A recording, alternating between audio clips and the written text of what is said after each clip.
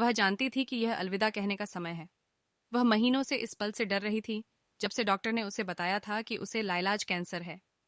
उसने अपने बचे हुए दिनों का अधिकतम लाभ उठाने की कोशिश की थी, लेकिन यह जानने के दर्द को कोई भी नहीं मिटा सकता था कि वह जल्द ही चला जाएगा। जब वह अस्पताल के बिस्तर पर लेटा हुआ था तो उसने उसका हाथ पकड़ लिया। मशीनों से जुड़ा हुआ था जो बीप और घरघराहट कर रही थी। वह बहुत कमजोर और पीला लग रहा था, उस आदमी की छाया जैसा वह हुआ करता था। वह उसे देखकर मंद मंद मुस्कुराया और उसका हाथ दबा दिया।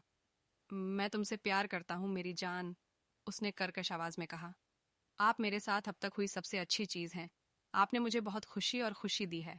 आप मेरी आत्मा हैं, मेरे साथी हैं, मेरे सबसे अच्छे दोस्त हैं।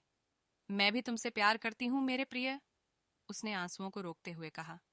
आप मेरे जीवन की रोशनी रहे हैं। आपने मुझे प्यार करना और हंसना सिखाया। आप मेरे हीरो, मेरे रक्षक, मेरे विश्वास पात्र हैं। उन्होंने एक दूसरे की आंखों में देखा, उनके चेहरे की हर बात को याद करने की कोशिश की। उन्होंने बहुत सारी यादें, बहुत सारे सपने, बहुत सारी चुनौतियां साझा की थीं। उन्होंने एक टीम के रूप में एक साथ हर चीज का सामना किया था।